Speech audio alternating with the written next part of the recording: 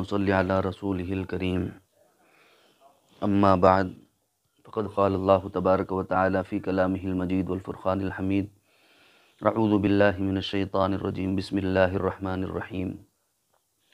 النبي أولى بالمؤمنين من أنفسهم وأزواجه أمهاتهم صدق الله العظيم قال النبي صلى الله عليه وسلم لا يؤمن أحدكم حتى أكون أحب إليه من والده وولده والناس أجمعين أو كما قال عليه السلام اللهم صل على سيدنا مولانا محمد كما صليت وسلمت وباركت وتراحمت وتحننت على خليلك سيدنا إبراهيم وعلى آل خليلك سيدنا إبراهيم في العالمين إنك حميد مجيد اللهم بارك على محمد وعلى آل محمد كما باركت وتراحمت وتحننت على خليلك سيدنا إبراهيم وعلى آل خليلك سيدنا إبراهيم في العالمين إنك حميد مجيد۔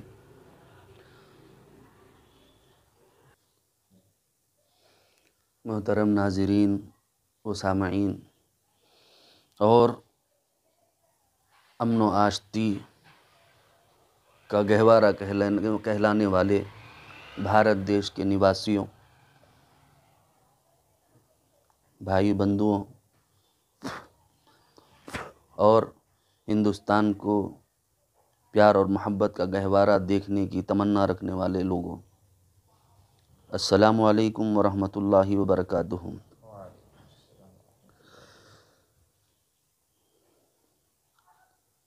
کچھ سازشیں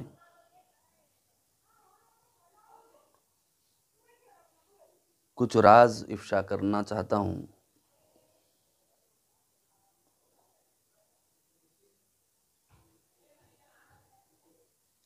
تکلیف، دکھ اور درد میں یہ جملے کہنا پڑ رہا ہے،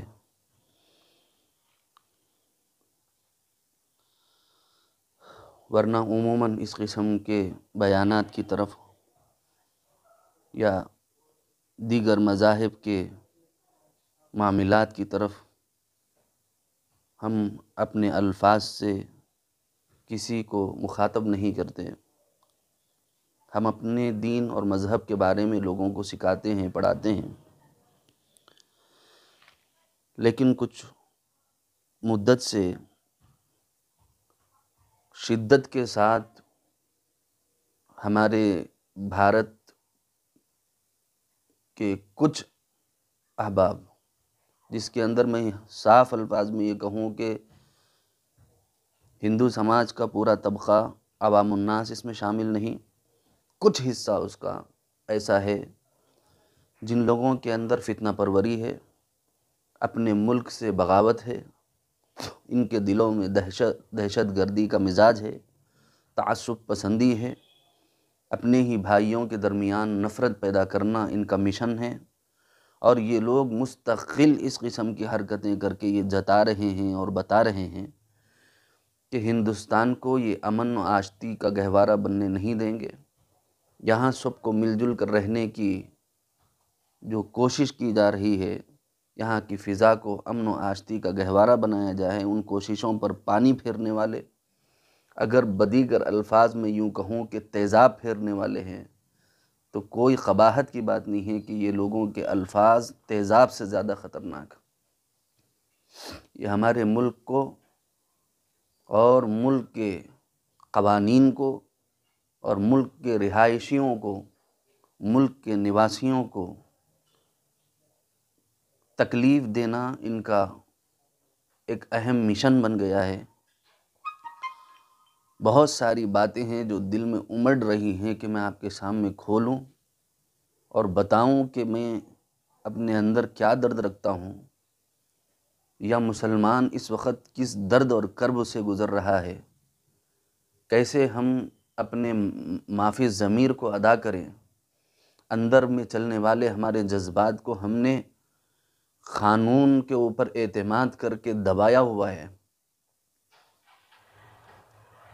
لیکن پورا عالم، پوری دنیا کے لوگ، پورا ہندوستان دیکھ رہا ہے کہ ہمارے پیارے محبوب محمد الرسول اللہ صلی اللہ تعالیٰ علیہ وسلم پر بد کلامی کی جاتی ہے، ہندوستان کے قانون کو تہس نہس کر دیا جاتا ہے، بار بار منع کرنے کے باوجود اسی قسم کی باتیں کی جاتی ہیں۔ کیوں یہ بات آج تک مجھے سمجھ میں نہیں آئی؟ کیا ہندو مذہب کے پاس مواد ختم ہو گیا ہے؟ کیا پنڈتوں کے پاس کوئی اور مواد باقی نہ رہا؟ کیا جو امن پسند پنڈت ہیں وہ بھی اس طریقے کی بات کرتے ہیں؟ اگر وہ نہیں کرتے تو ان لوگوں کو لگام کیوں نہیں ڈالتے جو اس قسم کی حرکتوں میں مبتلا ہیں؟ لیکن وہیں پر میں شکر گزار ہوں بہت سارے غیر مسلم پنڈتوں کا، وہ کھلے الفاظ میں انہوں نے حضور کی تائید کی ہے۔ میں ان کا شکر گزار ہوں، ان کی آستھا کو سلام کرتا ہوں، ان کی پیار اور محبت کو اور ملک کے اندر امن و آشتی کے فضا کو قائم کرنے کی کوشش پر انہیں میں سلوٹ کرتا ہوں۔ لیکن کچھ بد دماغ بدبخت ہمیشہ کا تعفن اور گند اپنے اندر رکھتے ہیں، مسلمانوں کو اور جو ہے ان کے مذہب کو اور ان کے نبی کو ہمیشہ اپنی نوک زبان پر رکھتے ہیں اور بار بار تکلیف دیتے ہیں، بار بار تکلیف دیتے ہیں۔ ہزاروں مرتبہ ہندوستان کے قانون کو مسلمانوں نے اپنے سر آنکھوں سے لگایا، احترام کیا، گستاخی کرنے کے باوجود جیل میں ڈال کر، پھر اس کے بعد اس کو ضمانت پر رہا کرنے کے باوجود قانون کا احترام کر کے مسلمانوں نے چپی سادھ لی۔ لیکن پھر بھی اس قسم کے لوگ سدھرنے کا نام نہیں لیتے۔ بار بار ہم جتا رہے ہیں، بتا رہے ہیں،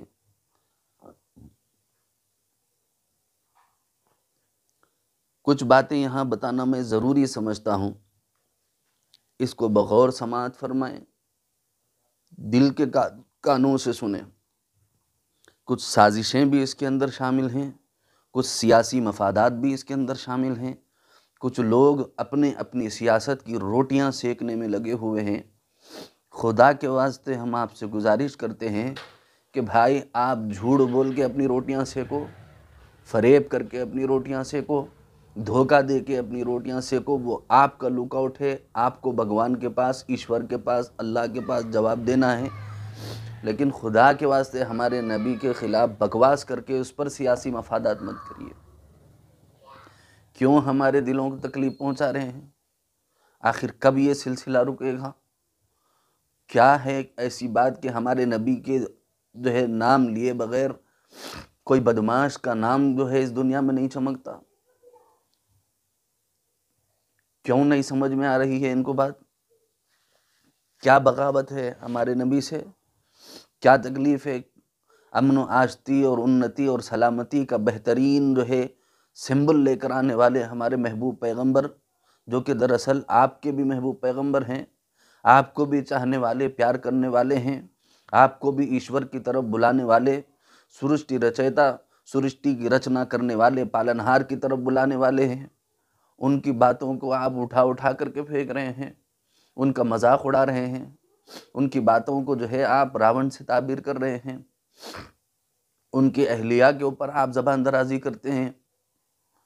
کیوں نہیں سمجھتے آپ لوگ؟ ہمارے نبی ہمارے لیے ہماری جان سے زیادہ عزیز ہیں۔ آپ لوگوں نے مسئلہ سمجھا ہی نہیں ہے۔ ہمارا تعلق ہمارے نبی سے جو ہے اس کا آپ حساب کتاب نہیں لگا سکتے۔ خدا کے واسطے ہوش کے ناخن لیجئے، اپنے بھارت کو امن و آشتی اور انتی کا گہوارہ بنے رہنے دیجئے۔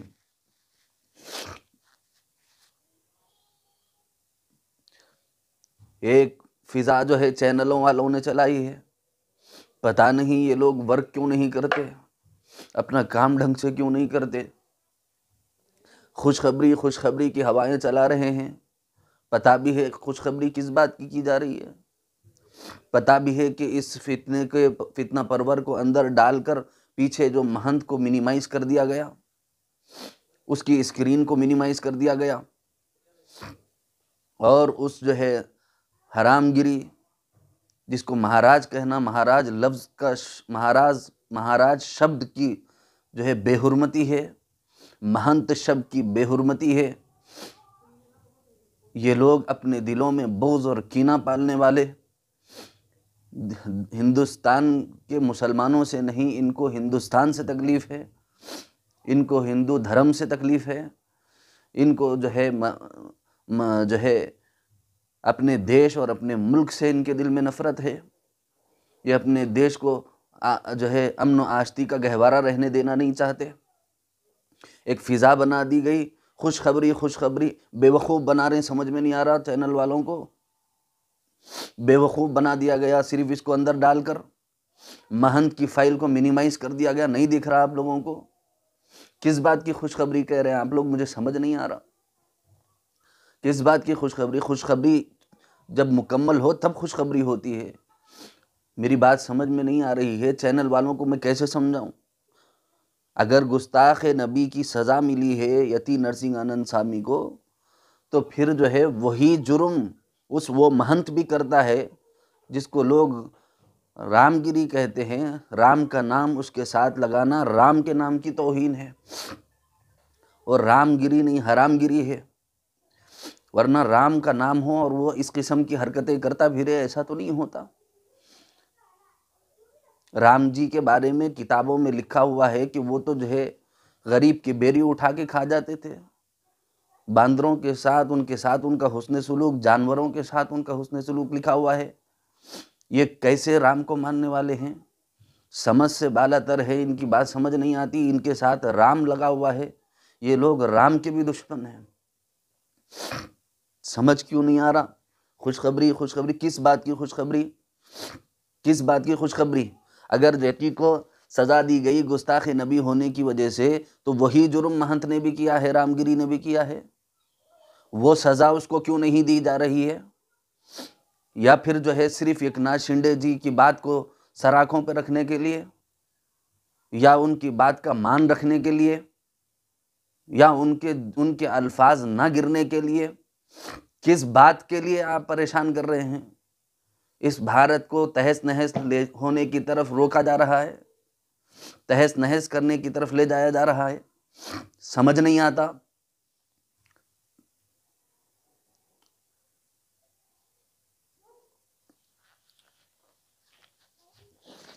خوشخبری کہتے ہیں، خوشخبری اس وقت میں ہوتی جب ہندوستان کے قانون کے مطابق ایک ہی جرم کی دونوں کو ایک ہی سزا دی جاتی۔ یتی نرسنگ آنند کو جو سزا دی گئی ہے وہی جرم تو اس نے بھی کیا ہے، وہی جرم تو جو ہے رام گیری نے بھی کیا ہے، گستاخ نبی اس نے بھی کی ہے، گستاخ نبی اس نے بھی کی ہے، پھر کاہے کو ایک کو سزا دی جا رہی ہے اور ایک کو نہیں؟ یہیں سے پتہ چلتا ہے کہ یہاں پر معاملہ گستاخ نبی پر سزا کا نہیں ہے، یہاں پر بی جے پی کا کھیل ہے، یہاں پر ایک خاص تنظیم کا اور ایک خاص پارٹی کا کھیل ہے۔ یہاں پر آپ جو ہے سزا اس وجہ سے دی گئی کیونکہ یتی نے گستاخ نبی کی اس پر سزا ملی، یہ دکھایا گیا تھا کہ مسلمانوں کو ووٹ بینکنگ کے لیے دبایا جائے، ان کا رخ موڑا جائے، ان کی آوازوں کو روکا جا سکے، اس وجہ سے آپ لوگوں نے ایک دھوکہ کیا مسلمانوں کے ساتھ۔ یتی نرسنگ آنند سوامی کو اٹھانے کی وجوہات میں سے بڑی وجہ یہ ہے کہ اس نے اپنے آنکھوں سے بغاوت کر دی تھی، بی جے پی کے فیمیل مہیلاؤں کے لیے اس نے اپشبد یوز کیے تھے، یوگی کے لیے اس نے غلط شبد استعمال کیے تھے اور برے الفاظ اس نے استعمال کیے تھے، اور بی جے پی کے جو ہے لیڈروں کو اس نے گالم گلوچ کیا تھا، وہ فرسٹریشن نکالنے کا موقع ملا تو اس وجہ سے اٹھا لیا۔ سمجھ نہیں آتا، ہم بے وقوف نظر آتے ہیں، ٹھیک ہے اٹھاؤ، بہت اچھا کیا، وجہ کچھ بھی ڈال دو، لیکن اس کے ساتھ ساتھ جب جرم ایک ہے تو سزا بھی ایک ہونی چاہیے۔ جرم مہنت نے بھی وہی کیا ہے، جرم یتی نے بھی وہی کیا ہے، ان دونوں کے دونوں کو جو ہے سزا ملنی چاہیے اور سیم سزا ملنی چاہیے، اس میں کوئی کمپرومائز نہ کیا جائے۔ یہ ایمان کا معاملہ ہے، یہ آستھا کا معاملہ ہے، یہ مسلمانوں کے جذبات کا معاملہ ہے، مسلمانوں کے ساتھ ساتھ امن و آشتی چاہنے والے ہزاروں غیر مسلم بھائیوں کا بھی معاملہ ہے۔ غیر مسلم بھائیوں میں ہمارے نبی کو چاہنے والے لوگوں کی کچھ کمی نہیں ہے، الحمدللہ۔ یہ بات اچھی طریقے سے آپ ذہن میں بٹھا لیں کہ میں صرف یہ مسلمانوں کی بات نہیں کر رہا ہوں، غیر مسلم بھائیوں کا بھی ایک بہت بڑا طبقہ ایسا ہے جو ہمارے نبی سے پیار کرتا ہے، محبت کرتا ہے، کیونکہ وہ انسانیت کے اسباق پڑھانے والے تھے، وہ سب کو اپنے سینے سے لگانے والے تھے، وہ ان کو مارنے والوں پر، حملہ کرنے والوں پر رحم کھانے والے تھے، وہ سب سے پیار اور انتی اور سلامتی اور آشتی اور امن کی بات کرتے تھے، لیکن ان کے ساتھ یہ ناروا سلوک، پھر اس کے ساتھ یہ جو ہے نا لوگوں کو تسلیاں دینا کہ خوشخبری آ گئی، فلاں کو گرفتار کر لیا گیا۔ سمجھ نہیں آتا لوگوں کو کہ یہاں پر ایک مہنت کے جرم کو دبا دیا گیا ہے، ایک مہنت کے جو ہے جرم کو پیچھے کر دیا گیا، منیمائز کر دیا گیا، یہاں تک کہ خود وہ مہنت کہتا ہے، رام گیری کہتا ہے کہ مجھے پولیس والے خود گھر آ کر پوچھے تک نہیں کہ میں نے کیا جرم کیا ہے۔ F I R 70 F I R کے قریب درج ہوتی ہیں اور اس سے پوچھا تک نہیں جاتا، یہ میرے الفاظ نہیں، خود اس رام گیری کے الفاظ ہیں، اس نے کہا ہے کہ مجھے گھر آ کر کے پوچھا تک نہیں گیا کہ تم نے جرم کیا کہ بھی نہیں کیا۔ اس قدر بڑا دوغلاپن، اس قدر بڑا فریب، اس قدر بڑا دھوکہ، مسلمانوں کو پریشان کرنا مقصد بنا لیا ہے، مسلمانوں کے اور ایک جو ہے ہندوستان کی ایک قوم کو ٹارگٹ بنا کر، نشانہ بنا کر ستانے کا مزاج آپ لوگوں نے بنا لیا ہے۔ کیا چاہتے ہیں؟ کیا چاہتے ہیں بتائیں؟ ہم اپنا پیار دکھا رہے ہیں، اپنی محبت دکھا رہے ہیں، ہزاروں مرتبہ ہندوستان کے قانون کے آگے ہم نے اپنے سر جھکا لیے ہیں، مفتی سلمان اظہری کو اندر کر لیا گیا تو ہم نے اپنا سر جھکا لیا، قانون کے آگے ہم خاموش ہو گئے، قانون کے اعتبار سے قانون کی جنگ لڑ رہے ہیں، مولانا کلیم صدیقوں کو پکڑا جاتا ہے، قانون کے اعتبار سے ہم جنگ لڑ رہے ہیں، ہم جو ہے قانون کے اعتبار سے یہاں کے قانون کے مطابق ہم اپنی فائٹ کر رہے ہیں، ہم نے قانون کی خلاف ورزی نہیں کی، پولیسوں کو نہیں روکا، سمجھ نہیں آتا، ہم قانون کا احترام کر رہے ہیں اور ایک پارٹی سامنے یہ ہے کہ قانون کی دھجیاں اڑاتی ہے، ڈاکٹر بھیم راؤ امبیڈکر صاحب کے لکھے ہوئے سمویدھان کو پس پش ڈال دیا جاتا ہے، جوتے کی نوک پہ رکھ دیا جاتا ہے۔ کیا چاہتے ہیں یہ لوگ؟ ایسے لوگوں کی ضرورت ہندوستان کے امن پسند ہندوستانیوں کو تو نہیں ہے، کیوں پھر ان کو باہر کھلا چھوڑا جا رہا ہے؟ تاکہ دوسروں کے دلوں میں نفرت بھر سکے، تاکہ دوسروں کے دلوں میں ہمارے نبی کے خلاف بغاوت ڈال سکے، تاکہ نبی کے خلاف بدظن کیا جائے۔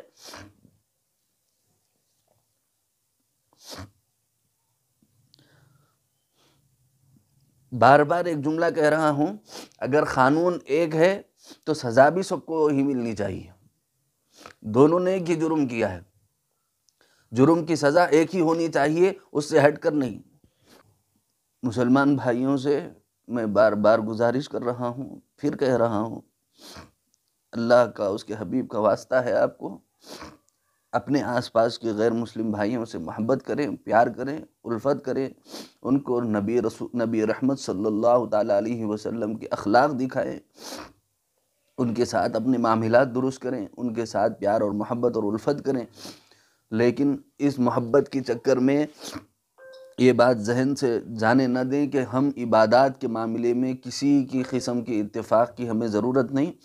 اخلاق کے معاملے میں، کردار کے معاملے میں، ان کے ساتھ حسن سلوک کے معاملے میں ہم برابر ان کے ساتھ شریک ہیں، یہ بات ذہن میں بٹھائیں۔ میرے پیر و مرشد حضرت شاہ فضل الرحمن صاحب قبلہ دامت برکاتہم العالیہ،